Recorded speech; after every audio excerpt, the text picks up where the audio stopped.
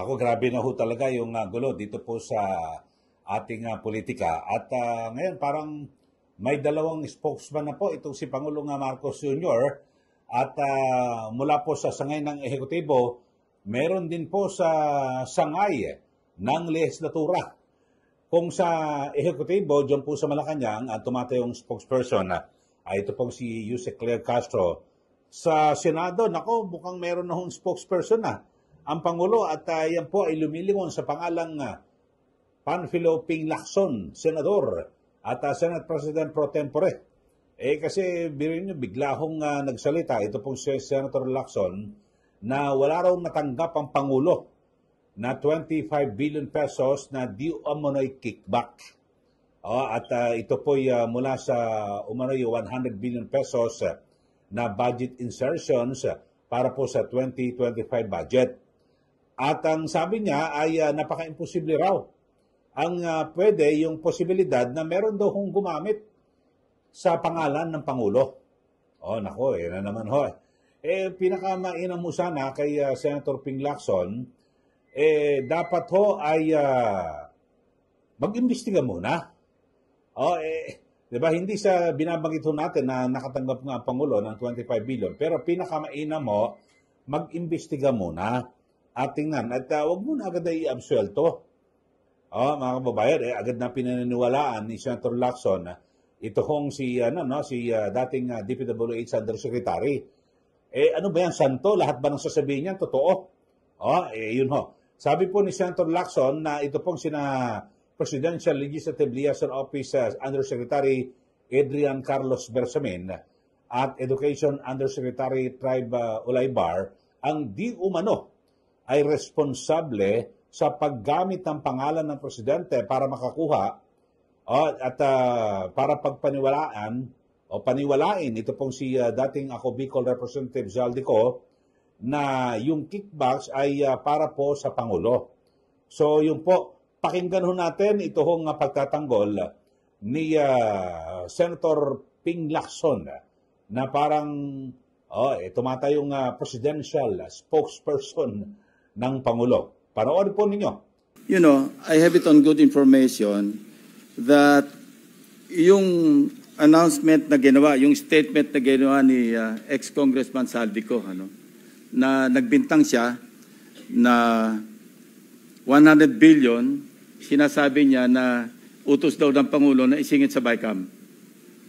Your Honor and I both know that the 100 billion, and we went over, I know na, both of us went through the list independently or separately. And you and I agree na totoo yung listahan ng 100 billion pesos. Talaga nasingit sa BICAM. But yung sinasabi ni Saldico on social media as posted na nag-deliver siya ng 25 billion representing the 25% commission di umano para kay Presidente, that I will attest na hindi totoo. Yun talaga absolutely untrue or false. Untrue or completely false. Why? Because, last Sunday, I received a call from the camp of former Undersecretary Roberto Bernardo. Ang sinasabi niya, noong nakita niya si Saldico sa social media na nagsasabing merong 100 billion di umano inutos ng Pangulo na isingit sa BICAM, napag-alaman ko from Undersecretary Bernardo na may mga tao sa Malacanang, not the President, not authorized by the President, who misrepresented him. I will name some of them. Undersecretary Adrian Bersamin. He name-dropped the President, making Saldico believe na utos ng Pangulo na ipasok sa BICAM yung insertions na 100 billion. Now, Yusek Trigib Olaybar.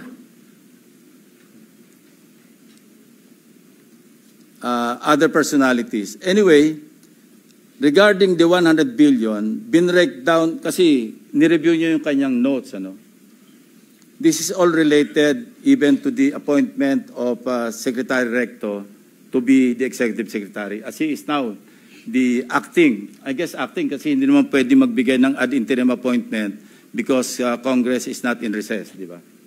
So, okay. Anyway, ang sabi niya sa akin, hindi po totoo yan, Mr. Senator. Kasi ang breakdown ng 100 billion, 81 billion, yun yung na-assign sa DPWH. Yung 29 billion, other agencies. Hindi niya alam. Out of the 81 billion or out of the 100 billion, yung sa 81 billion, 52 billion, siya ang personal na nag-handle.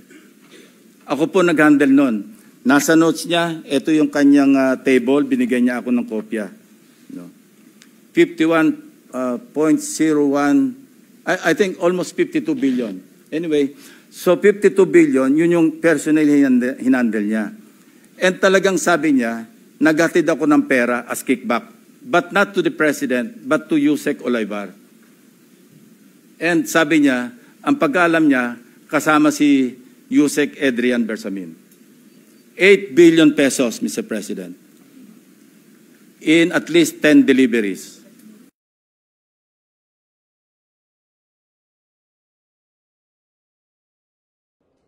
O, yan po, napanood nyo naman ho at dyan po sa Senado, binabanggit po ni Senator Lacson.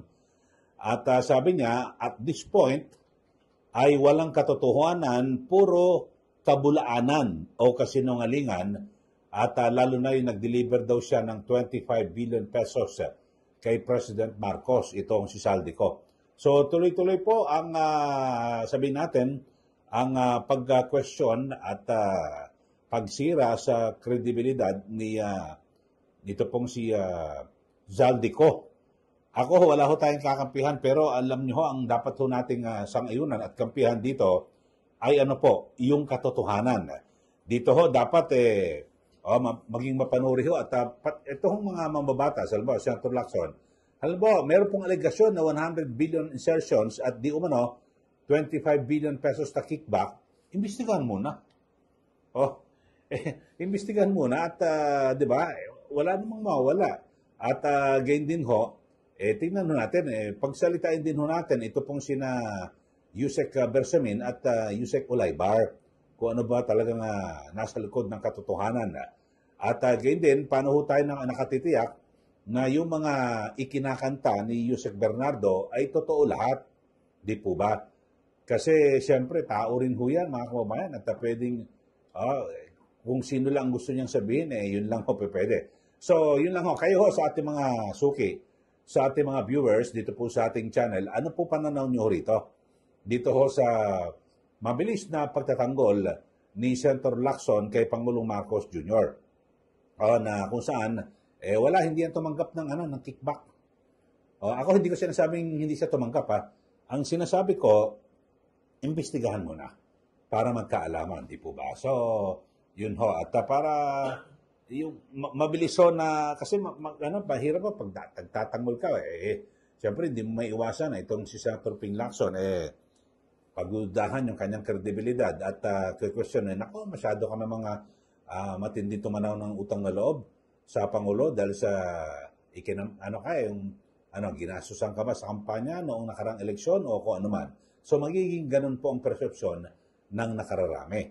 So suma total, tayo ho bilang ako isang taxpayer at lahat po ng ating mga kababayang dito po sa ating bansa, nais po natin na talagang matuldukan na ho itong problema, yung tindi at lawak po ng korupsyon dito po sa ating bansa at yung mga talagang totoong involved o totoong sangkot dito po sa korupsyon ito, dapat po managot. Dapat po silang makulong hanggang sa Pangulo. Bagamat may presidential immunity ho yan, pero maimbestigahan para pagkatanggal at pagkatapos ng kanyang termino o mawala siya sa pwesto, ay agad siyang mapapanagot dito po sa batas. Ganun ho. Pero kung talagang matapos po ang investigasyon at talagang ginamit lang ang pangalan ng Pangulo, nitong sina Bersamin at Olaybar, doon saka natin dapat sabihin na ideklara na walang kasalanan ng Pangulo. So, yun lang naman ho yung atin. Kayo ho, sige po, magbigay na po kayo ng comment dito po sa ating channel At pabor ho ba kayo na dagli ang i-absuelto ni Senator Lacson ng Pangulo o dapat mo nang imbestigahan? Ako, pananaw ko, imbestigahan muna at kung talagang walang kinalaman ng Pangulo, i-absuelto ho natin. O at at dikdikin yung mga gumamit ng pangalan sa Pangulo para sila po ay magkamal ng limpak-limpak na pera ng bayan.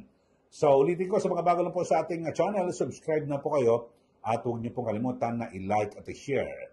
Maraming salamat. Muli, ito po si Kaeli. Magandang araw po sa ating lahat.